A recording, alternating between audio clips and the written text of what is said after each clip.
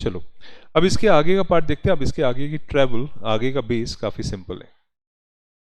Say for example, ABC Limited is a company in NSE and they want to make investments in company in USA. Advice: या Indian company wants to invest in a joint venture of a company outside India. So advice. So what are the permission for taking OPI? OI investments करने के लिए अब क्या क्या permissions चाहिए, क्या क्या चीज़ें चाहिए, क्या क्या चीज़ों का ध्यान रखने का है, बहुत सिंपल है। अब वही सारी बातें हैं। एंड फिर आएगा what is the procedure for making investments. फिर आप स्टडी करोगे किस किस का अप्रूवल चाहिए, अप्रूवल फ्रॉम रिजर्व बैंक कब चाहिए, एनओसी किसका चाहिए, और ये पूरा तरीका हो गया इन्वेस्टमेंट्स करने का इंडिया के बाहर। समझा? सो अगर मैं किसी यूएसए बेस्ड कंपनी में इन्वेस्टमेंट करता हूँ या नेशनल स्टॉक एक्सचेंज पे इन्वेस्ट करता हूँ, एनएससी एंड नैस्डैक पे, एनवाईएससी वगैरह पे, ओके, सो क्या क्या चीज़ें मुझे चाहिए, let's see and understand that now. एक एक करके उस सारे पार्ट्स को क्लियर करता हूँ। That's called permissions. So permissions for overseas investments.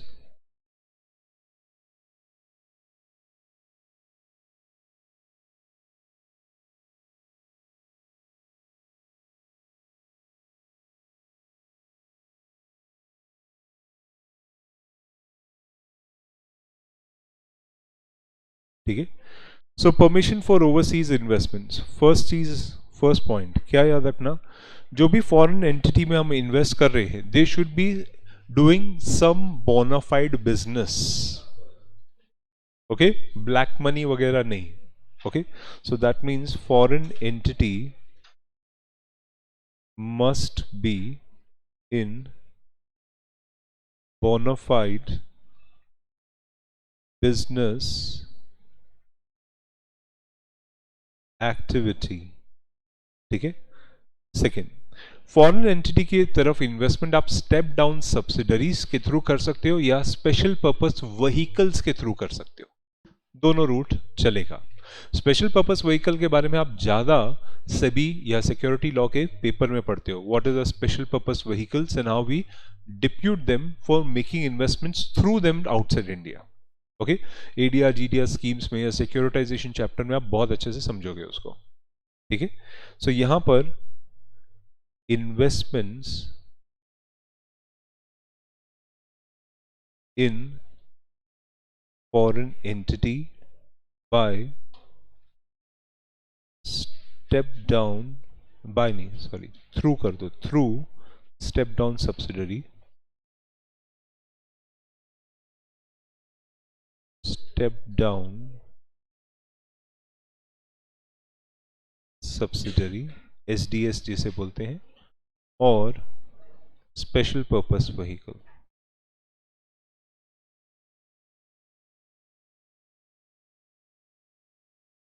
SPV बोलते हैं। तो इनके थ्रू आप इन्वेस्टमेंट्स इंडिया के बाहर कर सकते हो। ठीक है, इनके थ्रू आप इन्वेस्टमेंट्स इंडिया के बाहर कर सकते हो। प्लस ये तो आप इन्वेस्टमेंट्स कर ही रहे हो इंडिया के बाहर, कुछ चीज़ों का और ध्यान रखने का। ठीक है, अभी जब इंडिया के बाहर इंडियन कंपनी इन्वेस्टमेंट्स करता है तो ऑटोमेटिक रूट में है कि अप्रूवल रूट में है, उस बात का ध्यान रखने का। क्योंकि अगर आप ऑटोमेटिक रूट में हो तो आपको ज़्यादा टेंशन की बात नहीं है, लेकिन अगर आप अप्रूवल रूट में हो तो बिना अप्रूवल लिए इन्वेस्टमेंट्स इंडिया के बाहर नहीं कर सकते।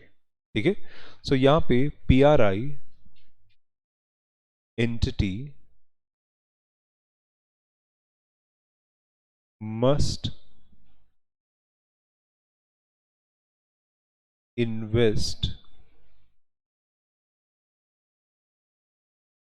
आफ्टर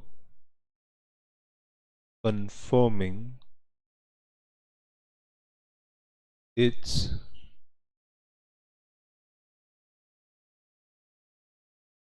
route, that is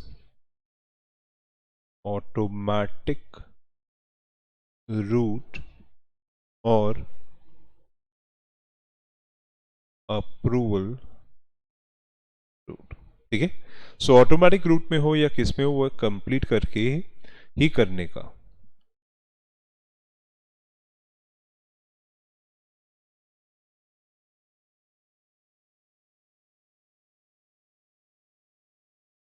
ठीक है। देन जिस एसडीएस में आप इन्वेस्टमेंट्स कर रहे हो, वो एसडीएस या वो एसपीवी के थ्रू भी वो एक लिमिटेड लायबिलिटी कैपिटल एंटिटी होनी चाहिए। अब एक कंपनी बनाओगे तो बहुत अच्छा है। इंडिया के बाहर है ना, हमारी तरह लॉ थोड़े अलग है। ओके, लिमिटेड लायबिलिटी कैपिटल्स की एंटिटी के फॉर्मेशन थोड़े अलग होते हैं। ओके, तो वो लोग उसको एलएलसीज बोलते हैं और वो सब। तो इस चीज का इंश्योर करो कि वो एक लिमिटेड लायबिलिटी कैपिटल एंटिटी है, ताकि इंडियंस के ऊपर लिमिटेड लायबिलिटी ही रहे, क्योंकि हम स्टेक होल्डर हैं वहां के। ठीक है। So SDS should be a limited liability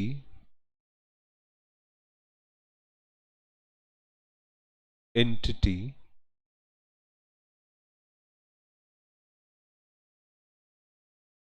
okay. And इस चीज का ध्यान रखने का कि ये एंटिटी स्ट्रैटेजिक सेक्टर्स में नहीं होनी चाहिए। ओके, स्ट्रैटेजिक सेक्टर्स जैसे हमारे उधर स्ट्रैटेजिक सेक्टर हमने डिस्कस किए थे, डिफेंस, टेलीकॉम, सिक्योरिटीज, उस तरह ये बैंकिंग इंडस्ट्रीज, तो ये एंटिटी स्ट्रैटेजिक सेक्टर्स में नहीं होनी चाहिए, क्योंकि इंडिया के बाहर वाला फिर अप्रूवल नहीं देगा जल्दी से। ठीक है। So limited liability and not in strategic sectors. So आपको जहां जा रहे हो उसका इंश्योर करो कि आप स्ट्रैटेजिक सेक्टर्स में नहीं हो।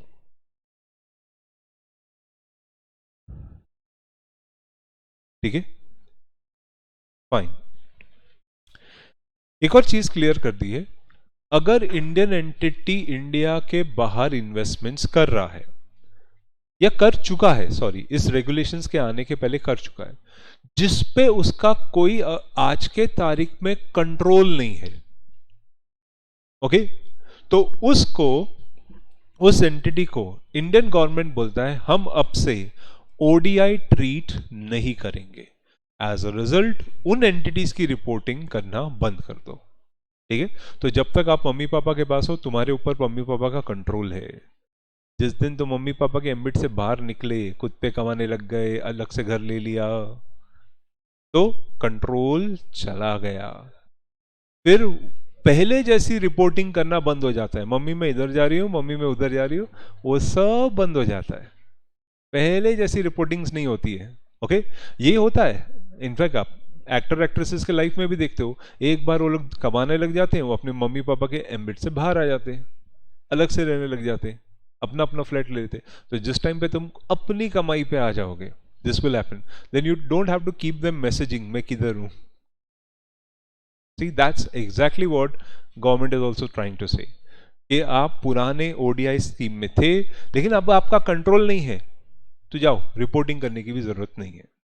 ठीक है। सो बिल्कुल लाइक दैट। सो यहाँ पे अच्छा, जो पर्सन इन्वेस्ट करता है उसको बोलते हैं इन्वेस्टर एंटिटी, लेकिन जिसमें पैसा आता है उसको क्या बोलते हैं? Investee entities.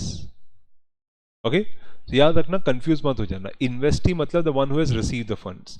So investee entities,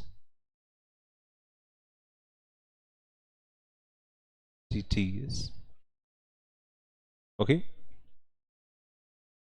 in which PRI has no control, okay, shall not be treated as SDS, and no reporting is required. ठीक है। सो पीआरआई का कोई कंट्रोल नहीं है, तो they will not be treated as SDS, और उसके ऊपर कोई रिपोर्टिंग किसी भी नेचर की नहीं चाहिए। Clear? Fine.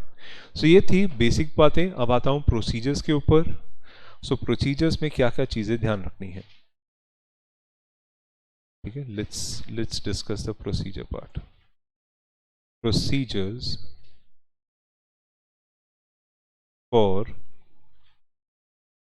making overseas investments.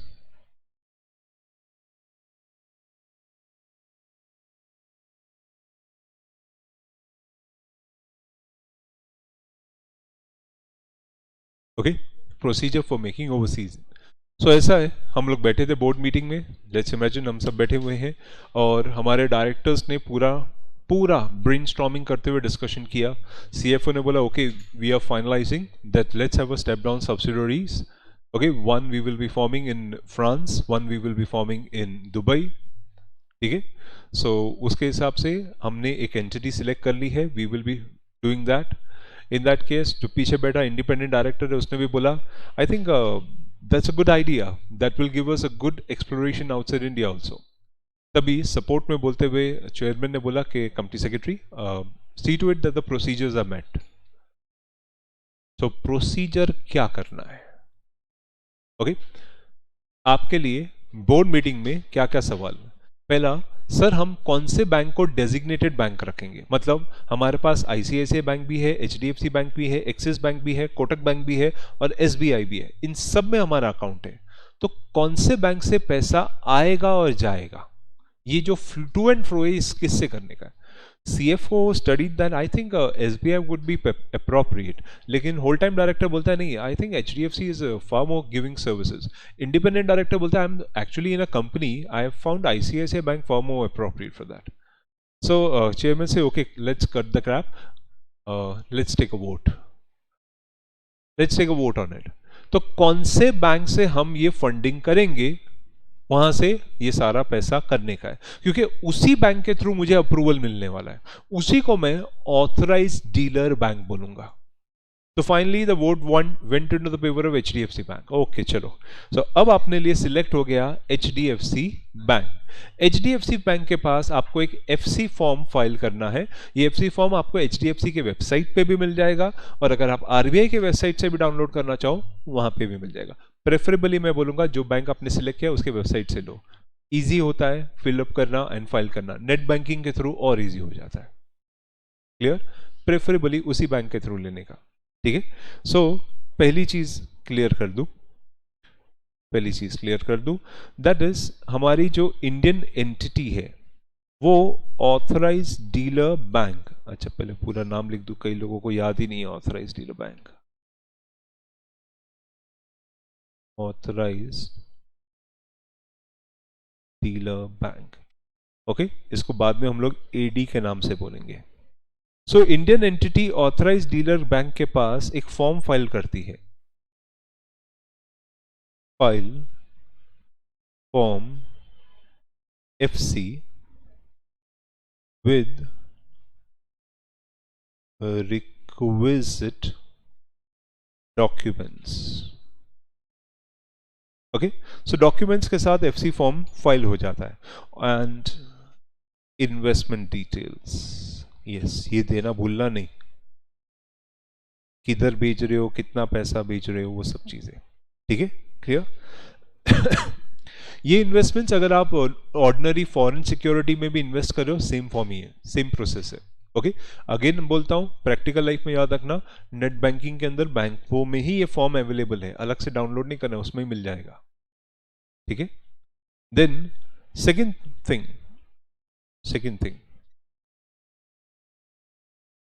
ठीक है, अभी अचानक से सीएस ने बोर्ड मीटिंग में बोला that gentleman, I forgot to mention one thing. जो आप फ्रांस का आप बात कर रहे हो वो तो अप्रूवल रूट में आता है. And suddenly the CFO clicked, oh yes, even I too forgot. तो चेयरमैन ने बोला okay, what has to be done then? I think we have to take a prior approval.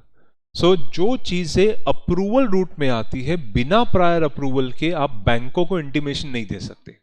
तो आप कितना इन्वेस्टमेंट्स करने वाले हो, अब आपको एक्चुअली गवर्नमेंट ऑफ इंडिया की वेबसाइट पे जाना होगा, वहां पे फिलअप करके फॉर्म डालना पड़ेगा. ओके, सो यहां पर इंडियन एंटिटी को है, that is the government of India,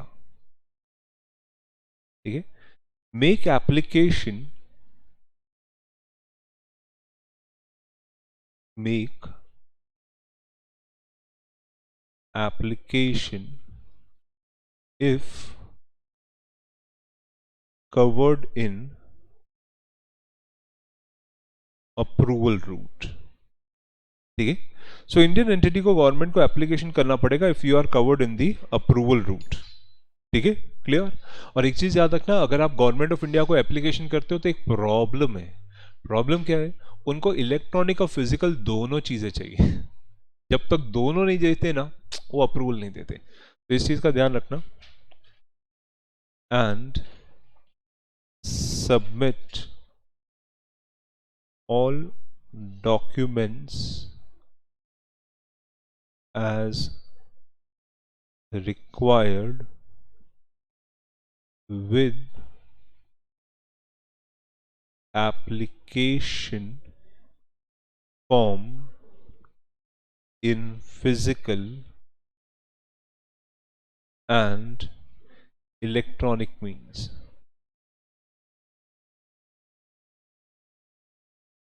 okay, पर याद रखना आपका अप्रूवल इलेक्ट्रॉनिक मीन से ही आएगा। अप्रूवल का ईमेल आता है वो इलेक्ट्रॉनिक मीन से ही आता है, अपने को उनको दोनों तरीकों से देना होता है, ठीक है, क्लियर, फाइन। तीसरी बात, तीसरी बात, अभी हमने तो अपना काम कर दिया, ठीक है, हमने तो अपना काम कर दिया। हमने किसको देना था? हमने देना था ऑथराइज्ड डीलर बैंक एचडीएफसी को। एचडीएफसी बैंक आरबीआई को इंटीमेट करेगा, अपने को आरबीआई को इंटीमेट नहीं करना है, एचडीएफसी बैंक आरबीआई को इंटीमेट करेगा ये कंपनी फ्रांस में और दुबई में दो जगह पैसा भेजने वाली है। ओके, इसका ट्रांजैक्शन अप्रूव करो तो फंड्स फर्स्ट ट्रांजैक्शन में ऑनलाइन पेमेंट में निकल जाएगा। समझा? क्लियर। सो यहां पर जो ऑथराइज डीलर है, जिसको मैं डेजिग्नेटेड ऑथराइज डीलर बोलता हूं, ये ऑथराइज डीलर आरबीआई को, ये ऑथराइज डीलर आरबीआई को, ओके, एक तो फॉर्म एफसी सबमिट करता है, फॉर्म एफसी एप्लीकेशन, ठीक है, plus plus transaction number,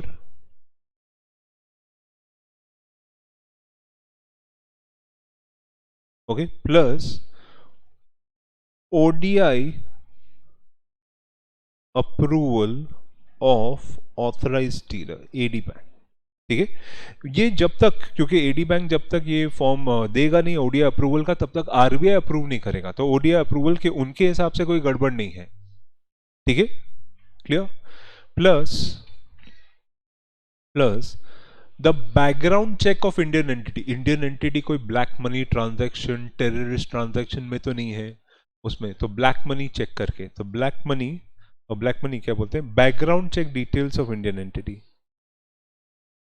background check of Indian entity, ठीक है, वो देने का। प्लस ये इंडिया के बाहर क्यों पैसा भेजने जाते हैं, तो रीजंस ऑफ रेमिटेंसेस अब्रॉड, ये सब हम लोग उनको दे के आते हैं। ये सारे डॉक्यूमेंट जो वो दे रहा है वो कुछ नहीं बनाने वाला है, अपने को ही सब ऑनलाइन में देने का उनको, ओके। बस ऊपर से वो अप्रूवल का थप्पा और ट्रांजैक्शन नंबर वो उनका होता है, क्योंकि वो ऑनलाइन जनरेट होता है, okay. So reasons for approval, okay, approval under FEMA, ठीक है, plus prima facie viability,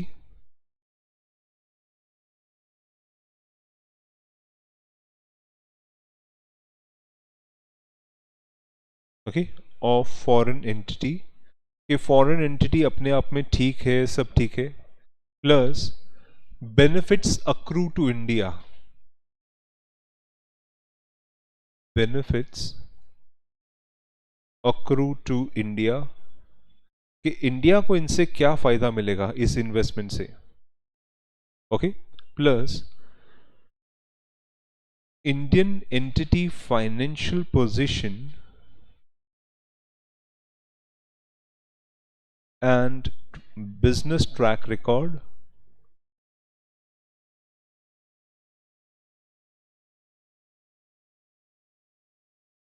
business track record plus any other material observation.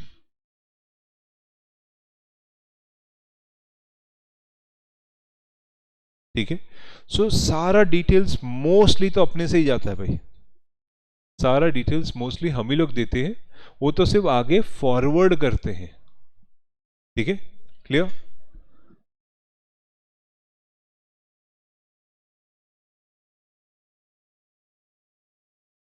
Okay, इसके साथ साथ कुछ चीजें और भी है यहां पर, अपार्ट फ्रॉम जो ऊपर लिखा हमने, एक रिकमेंडेशन लेटर जाता है HDFC बैंक का या जो भी अपना ऑथराइज डीलर है कि ये कंपनी का पैसा भेजना चाहिए, तो recommendation letter of AD, recommendation letter of AD, ठीक है, ये उन लोग को ही देना होता है। ओके, प्लस कंफर्मेशन के उनकी कंपनी ने बोर्ड रेजोल्यूशन पास कर लिया है, क्योंकि बिना बोर्ड रेजोल्यूशन के आगे पैसा जाएगा नहीं। सो कंफर्मेशन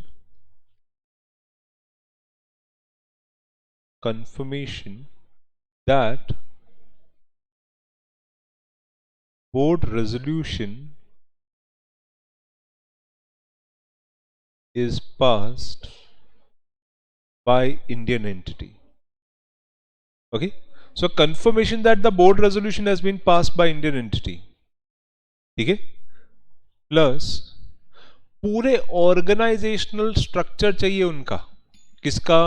इंडियन एंटिटी का, उनकी सब्सिडरीज कितनी है, स्टेप डाउन सब्सिडरीज कितनी है, होल्डिंग कंपनी कौन है, सिस्टर कंसर्न्स कौन है, पूरा वर्टिकल एंड हॉरिजॉन्टल जिसे बोलते हैं। Okay, so organisational structure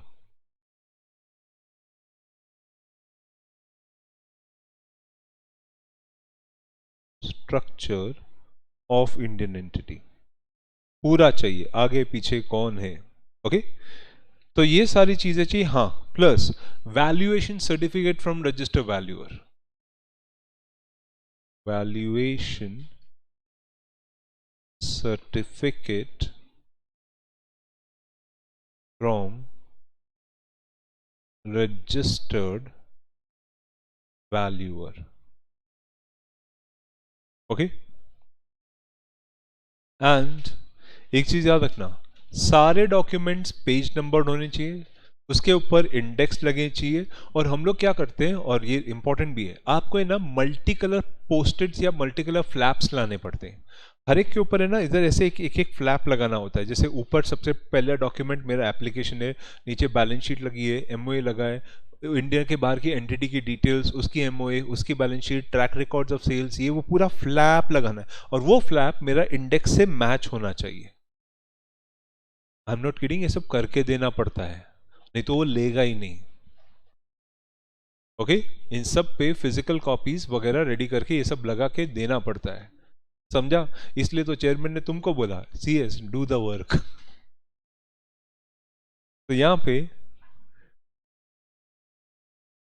other documents with page number,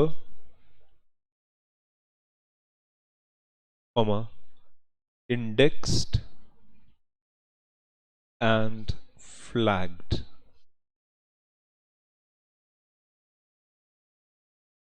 ठीक है, सो ये सारी चीजें RBI को देने का।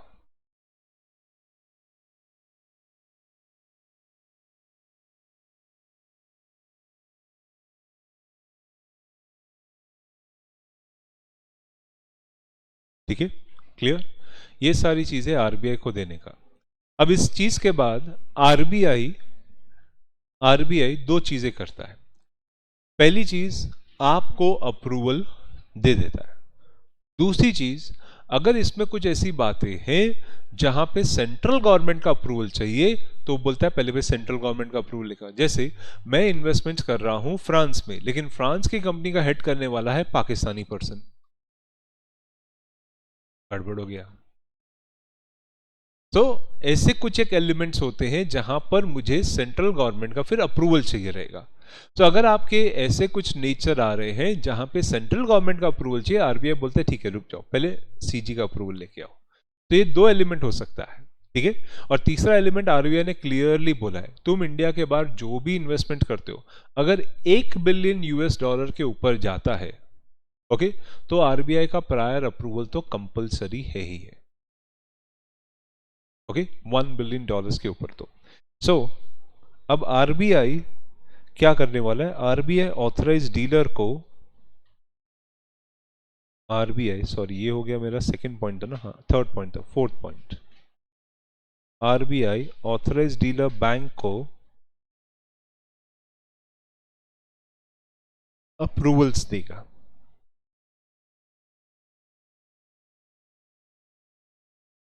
ओके, अप्रूवल्स देगा, ठीक है। अब इस अप्रूवल्स में, अप्रूवल्स फॉर ओआई, ठीक है, इस अप्रूवल्स में तीन बातें ध्यान रखने लायक है।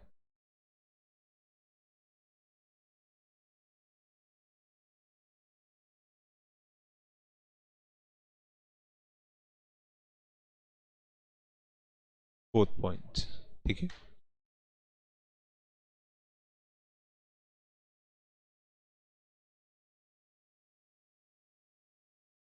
सब्जेक्ट टू फॉलोइंग, ठीक है। तो let's see A part,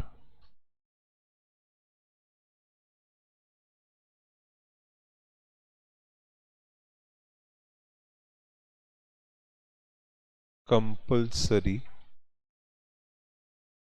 approval, compulsory approval बोलो, मैंडेटरी अप्रूवल बोलो, दैट इज आरबीआई बोलता है कि financial commitment, financial commitment greater than US $1 billion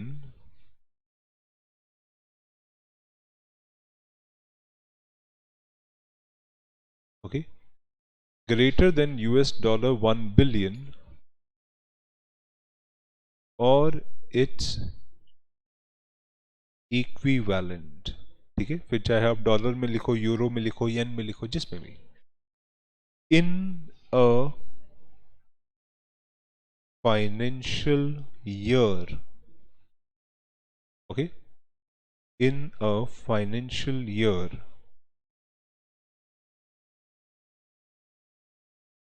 must obtain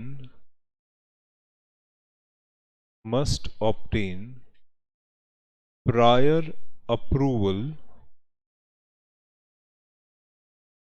of RBI, even though it is in automatic route, even though it is in automatic route, ठीक है। सो अगर compulsory financial commitment हो रहा है 1 billion dollar से ज्यादा हो रहा है, तो आरबीआई बोलता है ठीक है, ऐसे इन्वेस्टमेंट्स के लिए हमसे अप्रूवल लेना होगा, भले ही वो ऑटोमेटिक रूट में क्यों ना हो, क्योंकि ऑटोमेटिक रूट में सर अप्रूवल नहीं चाहिए। आरबीआई बोलता है माना नहीं चाहिए, लेकिन 1 बिलियन डॉलर से ज्यादा एक फाइनेंशियल ईयर में तो चाहिए, क्योंकि इतना बड़ा फाइनेंशियल कमिटमेंट इंडिया के बाहर जा रहा है, ठीक है। दूसरी बात, दूसरा, सेंट्रल गवर्नमेंट, भाई आप पाकिस्तानी लोगों से डील कर रहे हो, प्रोहिबिटेड कंट्री वालों से डील कर रहे हो, वहां पे एक फाइनेंशियल का, चाइना के उधर तिब्बत में, ताइवान में उधर बेच रहे हो, हमने मना कर रखा है बाउंड्री जिसके साथ शेयर होती है, तो उन चीजों के लिए फिर आपको ठीक है। अब फॉरेन इन्वेस्टमेंट्स करने की बात करूं तो मैं तो नेपाल में भी फैक्ट्री बेच के बेच सकता हूं, हो गया ना फॉरेन। लेकिन इस चीज में सेंट्रल गवर्नमेंट बोलती है प्रायर अप्रूवल, क्योंकि नेपाल हमारे साथ बाउंड्री शेयर करता है। ठीक है, ये वो चाइना का पार्ट है, लेकिन मैं भले ही तिब्बत में खोलूंगा तो भी चाइना के अप्रूवल आ गया ना, बाउंड्री शेयर। तो अपने को ऐसे छोटी छोटी बातों के लिए अप्रूवल चाहिए, that is a seek one, that is called approval from central government.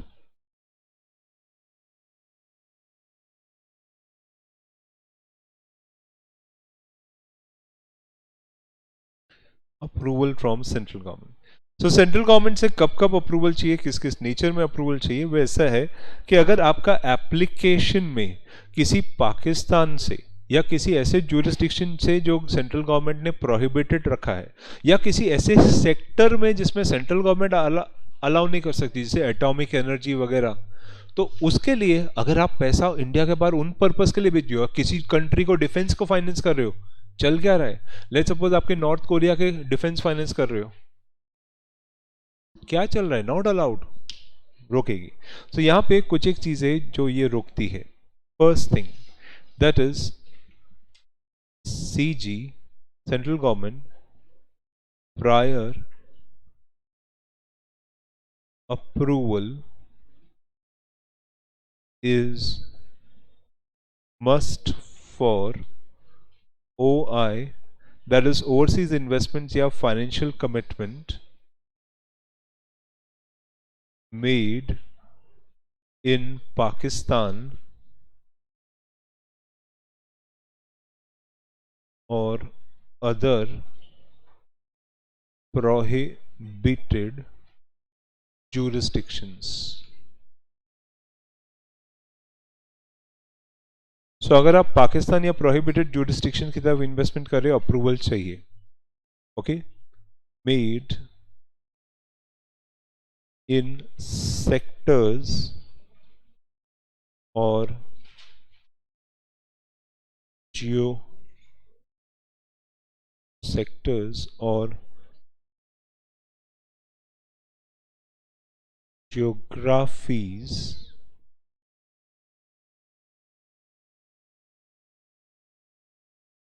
which are restricted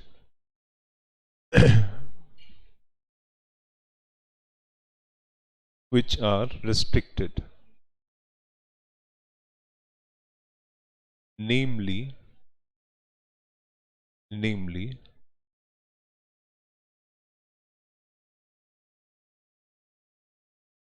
energy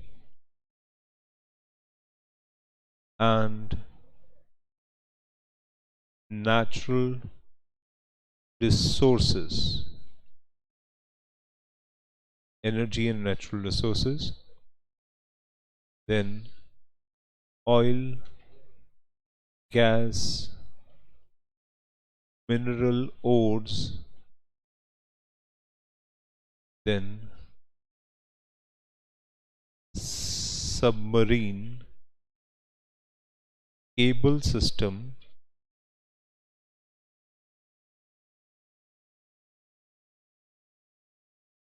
and startups.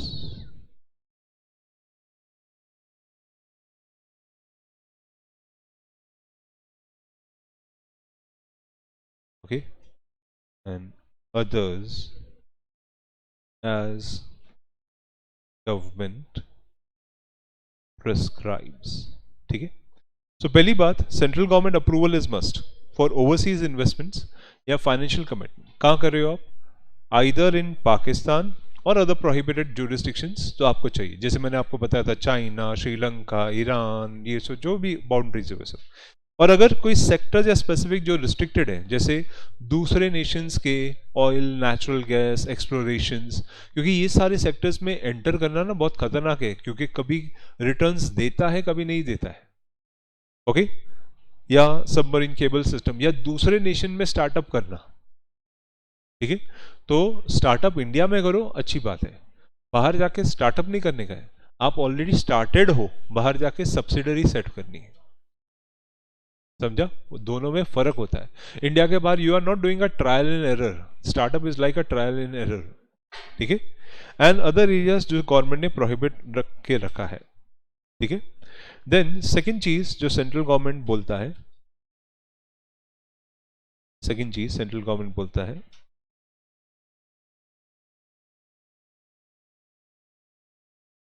the the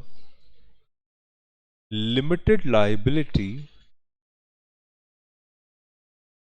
the limited liability restriction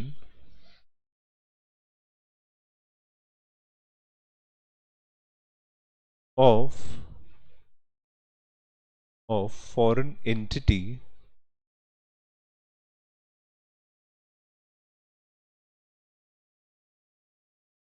shall not be mandatory if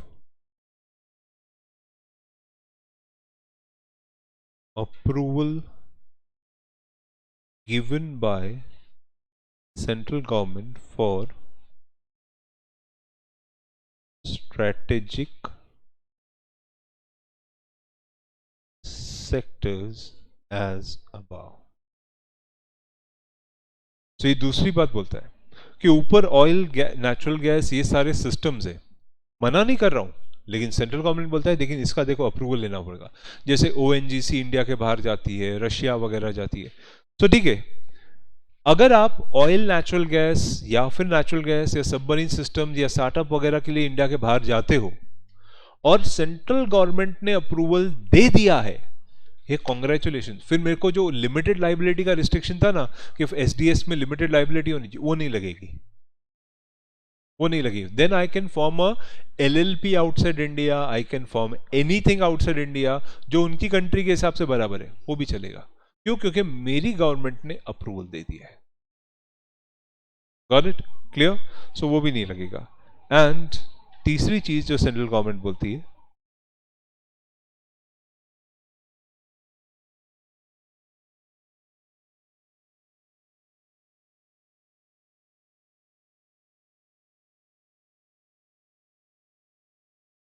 okay, with CG approval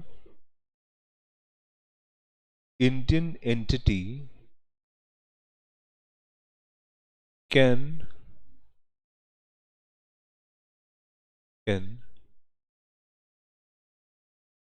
invest in unincorporated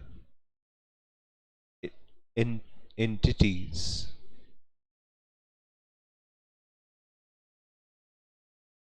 or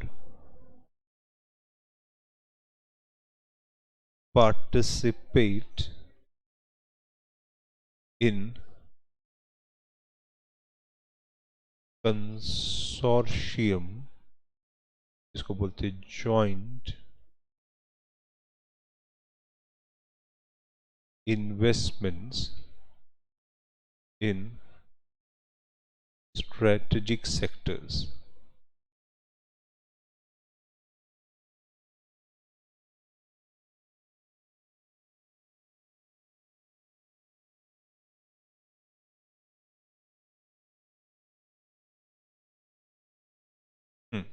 सो ये भी clear कर दिया है.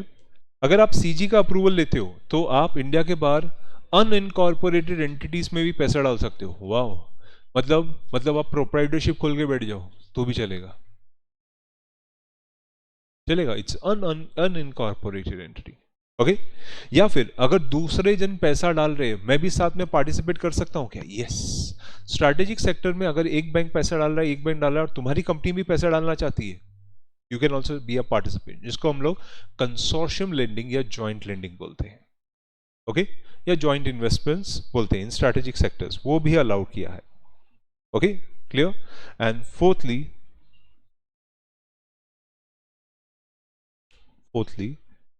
Central government बोलता है after CG approval authorized dealer bank may allow remittances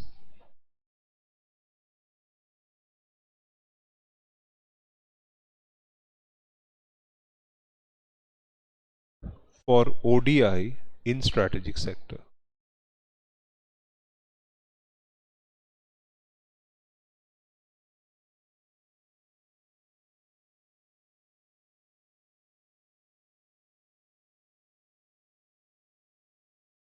Okay, ADI allow remittances. Yes.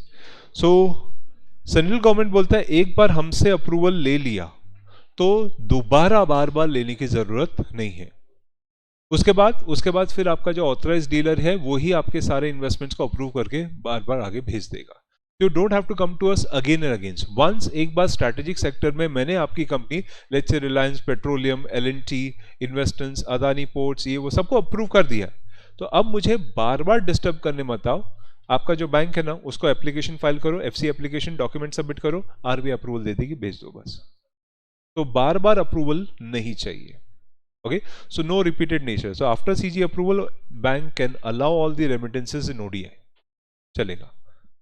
Clear? तो ये चार बातें सिर्फ सेंट्रल गवर्नमेंट अप्रूवल के लिए याद रखनी थी। एक तो पाकिस्तान और वगैरह का इन्वेस्टमेंट्स नहीं, दूसरा स्ट्रैटेजिक सेक्टर्स क्या होते हैं और उनकी तरफ डायरेक्टली इन्वेस्टमेंट्स नहीं हो सकता। ये थे strategic sectors, energy, oil, gas, natural resources, startups, other sectors. Okay, limited liability रहेगी फॉरेन एंटिटी के लिए, लेकिन अगर आपको गवर्नमेंट का अप्रूवल मिल गया तो आपको लिमिटेड लाइबिलिटी क्लॉज भी नहीं लगेगा। यहां तक कि अनइनकॉर्पोरेटेड एंटिटीज में भी इन्वेस्टमेंट कर सकते हो या फिर दूसरों के साथ मिलकर जॉइंट इन्वेस्टमेंट्स भी इंडिया के बाहर कर सकते हो। और इंडिया के बाहर अगर आप रेमिटेंसेस भेजते हो स्ट्रैटेजिक सेक्टर्स तो वो भी अलाउ कर दिया गया है। ठीक है, सो ये हो गया अप्रूवल रूट। और तीसरी कंडीशन जो आरबीआई अप्रूवल देते समय बोलती है वो ये है कि अगर मेरा इंडियन एंटिटी एनपीए डिक्लेयर हुआ है, नॉन परफॉर्मिंग एसेट्स, मतलब वो इंडिया का उधार नहीं चुका पा रहा, बाहर पैसा क्यों भेज रहा है। तो अगर वो फिर भी भेजना चाहता है कि सर मैं बाहर से पैसा कमा के इंडिया वाले को दूंगा, आने वाला है सर, प्रोजेक्ट मिल चुका है, I can be richer and your payment can be made, तो भाई तू जिस बैंक का पैसा नहीं दिया उसका एनओसी दे, क्योंकि वो बैंक डर के बैठा हुआ है। क्लियर? आपने आई थिंक पढ़ लिया होगा अभी तक सिलिकॉन वैली का case. Okay, so silicon valley case is now very much clear. वो डॉक्यूमेंट्री आ गया, I read the Harvard review entirely, पूरा पढ़ लिया। सो इसके अंदर उन्होंने भी जो कमिटमेंट्स किए थे, इन्वेस्टमेंट्स नहीं हुए, वो सब चीज़ें वही हुई। तो इसी चीज़ का नेचर रहता है कि मेरी बैंक, अगर let's suppose she is a lender और उसकी बैंक ने इसकी कंपनी को लोन दिया है और इसकी कंपनी एनपीए में आ चुकी है, वो डर के बैठी है कि इसकी कंपनी ने अगर इंडिया के बाहर पैसा भेजा तो मुझे क्या मिलेगा और कब मिलेगा। ओके, तो एनओसी चाहिए भाई, उस बैंक से एनओसी लो तो पैसा बाहर जाएगा। अगर इंडिया के बाहर का प्रोजेक्ट भी मॉर्गेज कर देती है तो कुछ तो प्रोटेक्शन देगा, तो एनओसी देगा, कुछ तो होगा। ठीक है, क्योंकि अगर बैंक एनओसी नहीं देगा और सामने वाले को आगे बढ़ने नहीं देगा तो प्रॉब्लम क्या है, उसका फंड्स ही नहीं उतरेगा। ठीक है, तो कभी कभी ये करना पड़ता है कि सामने वाले से प्रोटेक्शन लेके आप एनओसी दे देते हो। ठीक है, तो ये अपना तीसरा इंपॉर्टेंट फैक्टर्स है, A B C. This is a C fun which has to be taken care. That is, no objection certificates from lenders NOC. तो इसमें आरबीआई ने क्या क्या टर्म्स डाल रखे हैं? आरबीआई ने ये टर्म्स डाल रखे हैं, firstly PRI account is declared NPA, sorry, if PRI entity account is declared as non-performing assets, that is NPA. So अगर PRI account is declared as NPA, okay, और willful defaulter,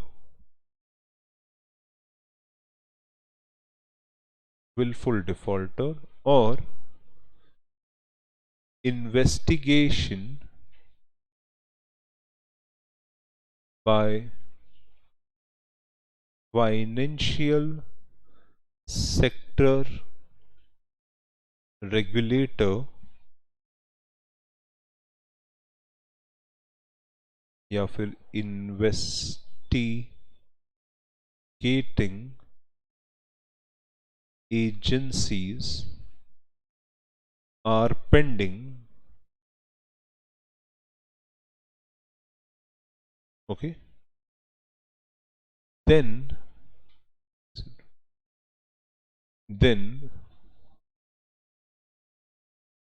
no objection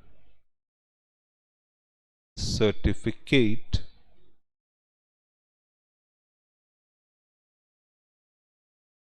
shall be obtained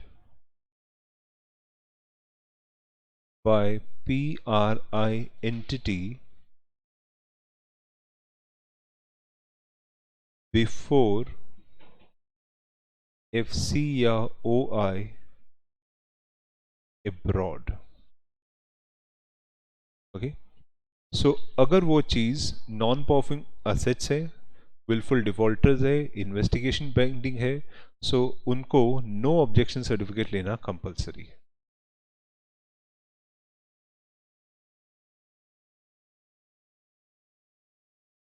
Okay.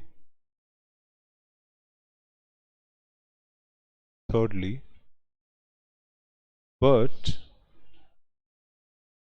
where Indian entity had issued guarantee as per PEMA. Okay. Before any default or investigation,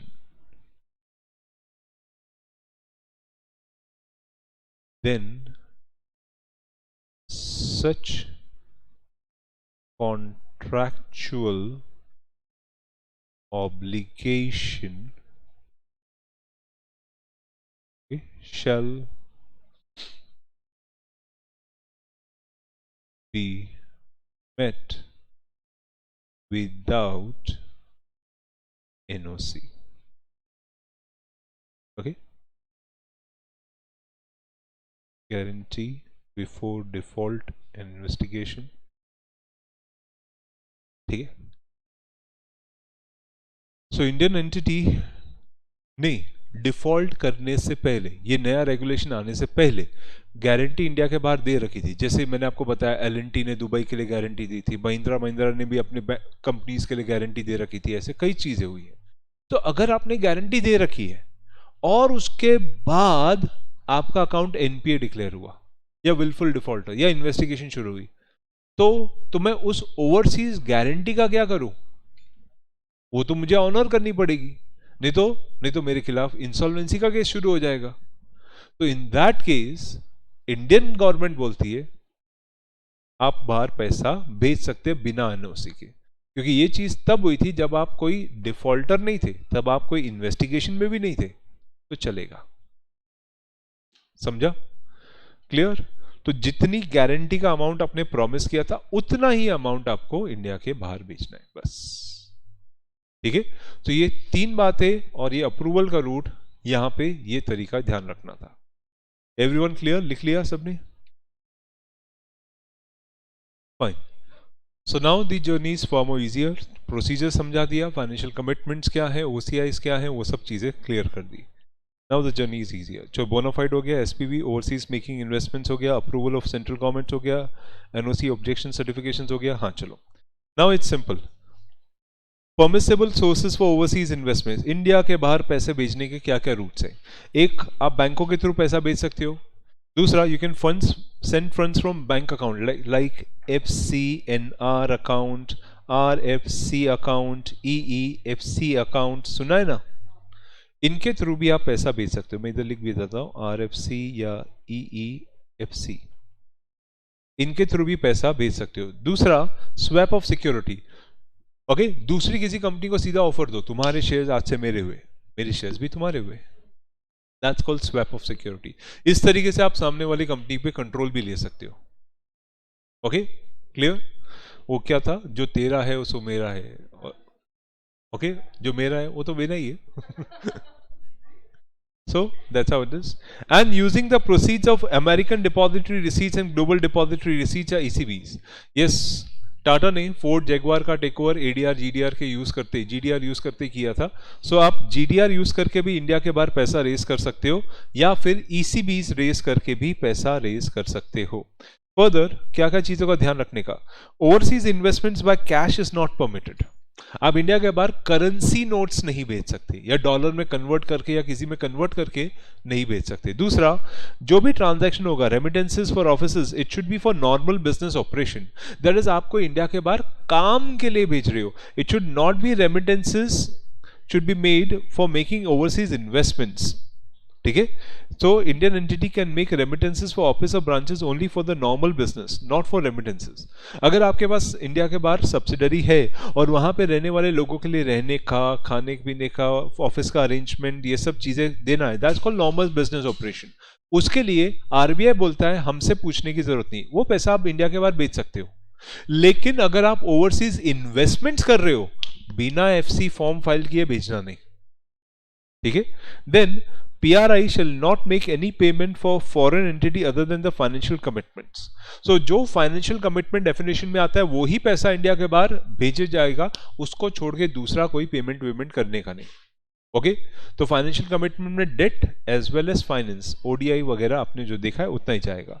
and investments in financial commitment in Nepal and Bhutan shall be done as per the rules and regulations, क्योंकि नेपाल भूटान में currency India की चलती है। You don't have to worry about foreign investments to be paid.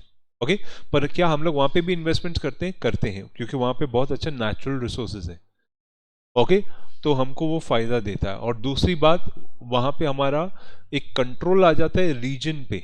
अगर हम भूटान पे investments करते हैं तो इसका वजह, भूटान की वजह से हमें नॉर्थ ईस्ट हमारे कंट्रोल में है। ठीक है, देन प्राइसिंग गाइडलाइंस के हिसाब से authorised dealer before facilitating overseas investments related transaction shall ensure the compliance of overseas investments rule. ठीक है, उसको ओवरसीज इन्वेस्टमेंट रूल कंप्लाई होने चाहिए, चेक करने का है। विद रिस्पेक्ट टू डॉक्यूमेंट्स, याद है ऊपर इतना सारा लिस्ट लिखा था कौन कौन सा डॉक्यूमेंट, तो with respect to document a board approve policy has to be made and valuation has to be considered as per the international valuation method. So internationally accepted valuation method से आप valuation complete करवाओगे, ताकि bank को ऐसा न लगे कि आपने किसी भी छोटे मोटे से भी अप्रूवल करवा के ले लिया है। ठीक है, plus AD bank shall put in place the board approval policy within 2 months of the directions. That is, आपके इंडिया के बाहर जो भी इन्वेस्टमेंट्स करते हैं ना उस बैंकों के थ्रू, तो बैंक क्या करती है, एक पॉलिसी फ्रेमवर्क RBI के सामने डालती है कि हमारे बैंक के थ्रू कौन कौन लोग इन्वेस्टमेंट्स करते हैं। तो वो पूरी पॉलिसी हर 2 महीने में RBI को अपडेट की जाएगी। ठीक है, and such policy provide for scenario may not be insisted as such, that is transfer on account of merger, amalgamation, demerger approve. जैसे वोडाफोन आइडिया का मर्जर हुआ, तो उस मर्जर के चलते हुए वोडाफोन आइडिया लिमिटेड के कई शेयर होल्डर्स इंडिया के बाहर थे, तो उनको शेयर्स भेजने पड़े, तो वो पॉलिसी में कवर्ड नहीं होते। वो उसके लिए हमको कोई अप्रूवल नहीं चाहिए, क्योंकि वो गवर्नमेंट यानी कोर्ट अप्रूवल रूट में आया। या फिर prices is readily available on the recognised stock exchange. अगर स्टॉक ट्रेडिंग के हिसाब से आप इंडिया के बाहर शेयर्स में इन्वेस्ट कर चुके हो, तो पॉलिसी अप्रूवल में बैंकों को, RBI को बार बार ये नहीं बताना है चेंज इन प्राइसेस। क्यों? क्योंकि इट्स ऑलरेडी अवेलेबल। ठीक है, and the policy shall clearly provide for additional documents to be provided and the bona fides of return of investments. अगर किसी ने इंडिया के बाहर इन्वेस्टमेंट्स किया है और इन्वेस्टमेंट्स करने के बाद बैड डेट्स हो गया, सो क्यों हुआ, क्या रीजन था और क्यों राइट ऑफ करना पड़ा, वो पूरा रीजंस RBI को ऑथराइज्ड डीलर बैंक सबमिट करेगा। ठीक है, and a person resident in India wants to transfer his overseas investment, what is the impact of liquidation on restructuring? Okay, so same वाला FDI में हमने पढ़ा था, वही सेम सिमिलर पार्ट्स है. सो यहाँ पे पीआरआई है, पीआरआई की इंडियन कंपनी लिक्विडेशन में जा रही है. ओके, तो उसी तरह हमने क्या पढ़ा था कि अगर इंडियन कंपनी लिक्विडेशन में जा रही है और इंडिया के बाहर वो पैसा लेके जा रहा है, सोचो दुबई में आपकी कंपनी है और आप उसको बंद कर रहे हो, पैसा इंडिया में लाना पड़ेगा. ठीक है, इन that case Indian entities holding equity capital may transfer in compliance with the limits and subject to the pricing guidelines and the disinvestments. Okay, documentation and reporting. In short, सारे documentations, reporting, pricing guidelines comply करते हुए पैसा आप India में ला सकते हो. Plus, PRI can make the transfer by sale of person to resident in India by eligible to make that. ठीक है, दूसरा तरीका क्या बताया गया है, ये बाय द वे ये सारा ट्रांसफर की बात हो रही है. अगर हमारा पीआरआई है, अगर आपने दुबई में कंपनी बनाई थी, अब कंपनी बनाने के बाद सिचुएशन ऐसी हो रही है कि अब आप कंपनी चलाने के अंदर इंटरेस्टेड नहीं हो और आपका कॉम्पिटिटर बोलता है मुझे बेच दे, मैं ले लेता हूं. ओके, तो अगर आप उसको ट्रांसफर कर रहे हो तो ट्रांसफर करते समय pricing guidelines, limits, documentation, conditions comply करना, प्लस उसके साथ ये भी देखना कि वो जो कॉम्पिटिटर है वो खुद एलिजिबल होना चाहिए. ओके, प्लस अगर ट्रांसफर कर रहे हो on account of merger, amalgamation, demerger, buyback, approval, then approval of the competent authority has to be obtained in that case as per the applicable laws. बस इस चीज का ध्यान रखने का. तो मतलब फॉरेन इंडियन कॉम्पिटिटर क्या बोलता है, तेरी वो कंपनी का मेरी बाजू वाली दूसरी कंपनी भी है फॉरेन में, उसमें मर्जर कर दे. तो अगर मर्जर कर दे मेरे को पैसा मिल जाएगा. ओके, जाओ तेरे को मर्जर करने का जो कर. तो they can do so. Okay, and it is clarified that whether transfer is required to repatriate all the dues before the disinvestment shall not apply to the dues that not arise on account of equity or debt, export receivables. Okay, so transfer करने के बाद जो भी पैसा as a Indian हमें मिलेगा वो सारा पैसा इंडिया वापस लेके आने का. क्यों, वही तो भेजा था. बट हाँ, it does not include the exports part. It does not exclude the exports part. export part के लिए अलग से receivable है. ओके, तो जो चीजें आपने एक्सपोर्ट्स की थी वो इसमें इंक्लूड नहीं होता है. आपको क्या वापस लेके आने का है, आपको लेके आने का है वो इन्वेस्टमेंट्स जो आपने इंडिया के बाहर भेजा था, वो पैसा. ओके, जो आपने एक्सपोर्ट्स किए हैं उनकी वजह से, क्योंकि मेरा इंडिया में बाहर भी प्रेजेंस है, उन लोगों ने एक्सपोर्ट्स ऑर्डर ला के दिए, मैंने एक्सपोर्ट्स किए, एक्सपोर्ट्स का पैसा अलग से आएगा. That is a separate route for that. Okay, the money which is coming from disinvestments और the money which is coming after transfers has to be coming from this separate route. क्योंकि RBI क्या करता है, ये दोनों चीजें ना अपने अलग अलग बैंक अकाउंट के हेड में बुक करता है.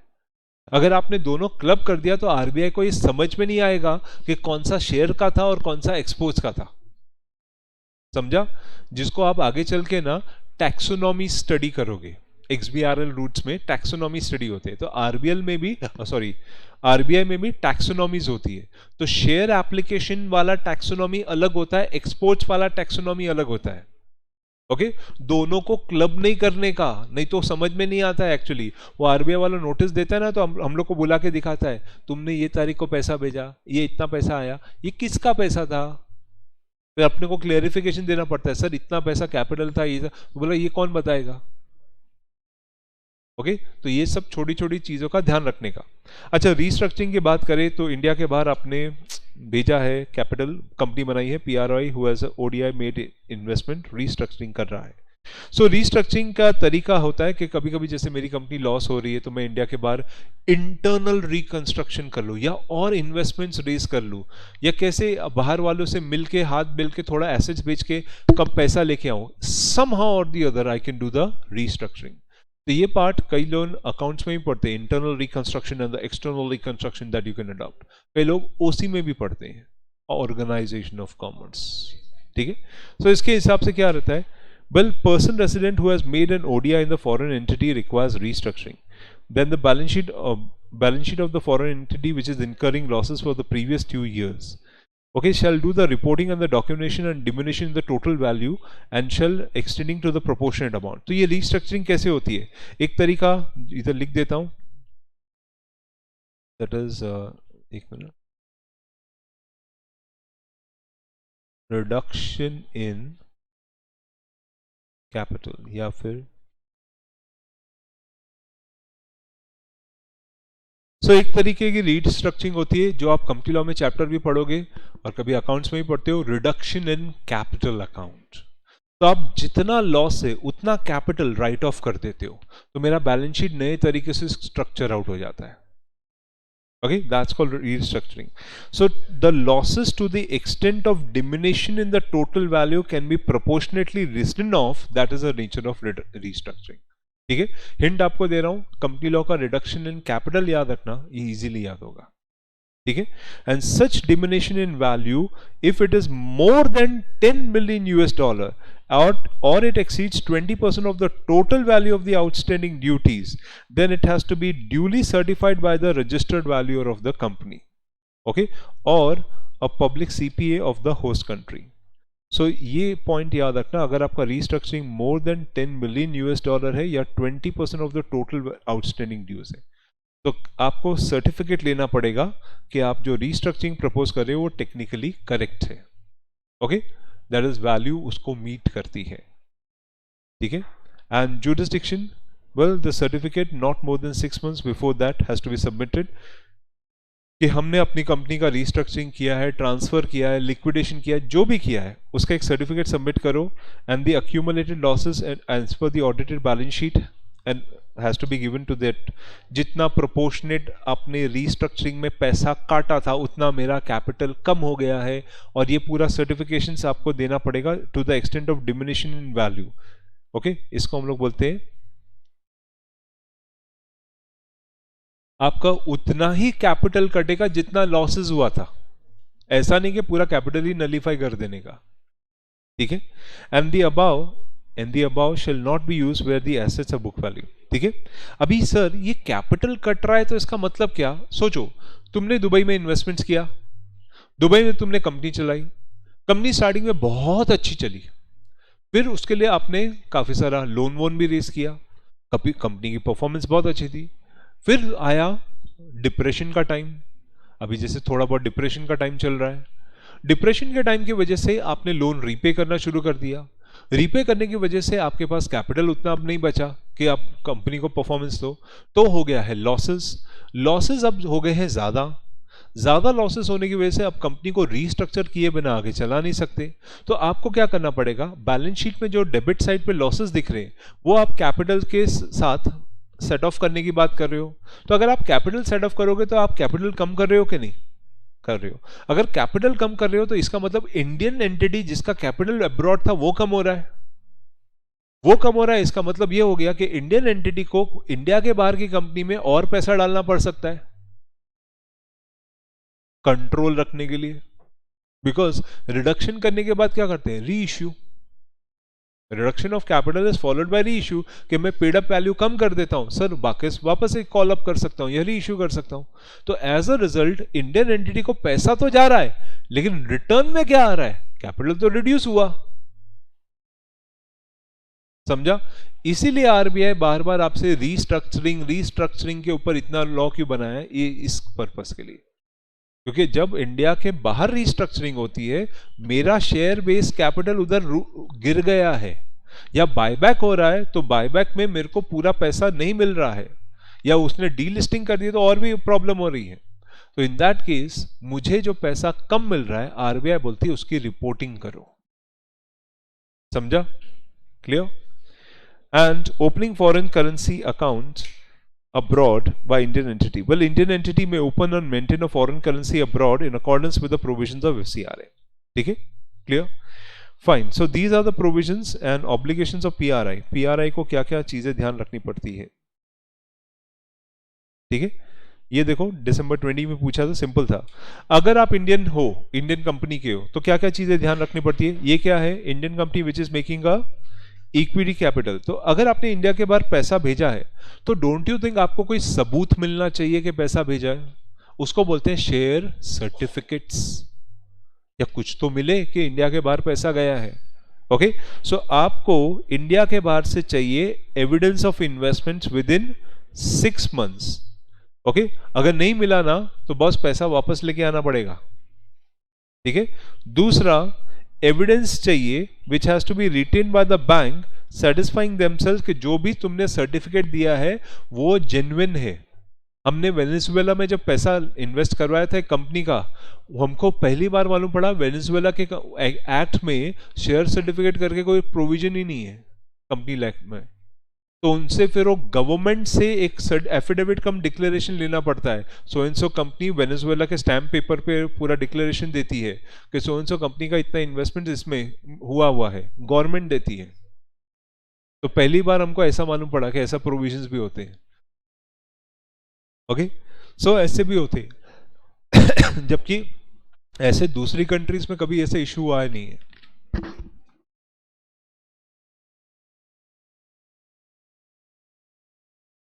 साउथ अमेरिका, अरे आती है ना, मिस वर्ल्ड नहीं देखती क्या, miss Venezuela. Okay, South America में आती है, नियर पनामा, नीचे बेल्ट के इधर। Okay, then form FC.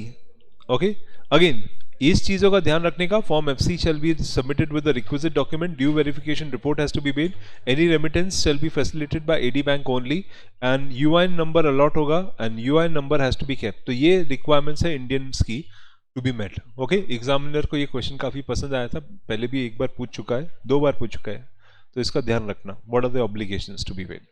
ठीक है, and making of overseas investments, permissions वगैरह। हाँ, सो इंडिया के बाहर अगर आप ओवरसीज इन्वेस्टमेंट्स करते हो तो ओवरसीज इन्वेस्टमेंट्स करने के लिए क्या क्या रूट्स है? एक तो आप एमओए एओए का सब्सक्रिप्शन कर सकते हो, एमओए एओए में सब्सक्रिप्शन कर सकते हो। दूसरा, किसी भी आईपीओ एफपीओ में इन्वेस्टमेंट्स कर सकते हो। तीसरा, किसी भी कंपनी का इक्विटी कैपिटल राइट्स और बोनस अलॉटमेंट्स में भी शेयर्स ले सकते हो। चौथा, आप कैपिटलाइजेशन कर सकते हो any kind of amount receivable from the foreign entity, मतलब वो वाली फॉरेन कंपनी को मेरे को पैसा देना है, तो पैसे की जगह क्या बोलता है, एक काम कर, तेरी कंपनी का इक्विटी दे दे, तो वो भी आप कर सकते हो।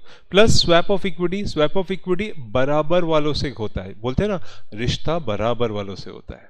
स्वैप ऑफ इक्विटी एक्चुअली बराबर वालों से होता है, जिसमें मेरी कंपनी का वैल्यूएशन और उसका वैल्यूएशन थोड़ा टैली होना चाहिए, तब मैं उसके साथ शेयर एक्सचेंज कर सकता हूं। Okay, clear? And mergers, demergers, amalgamation और इस स्कीम में जो भी आपको शेयर्स मिला ले सकते हो, इसमें कोई प्रॉब्लम नहीं है। And foreign security acquisitions by the individuals entities.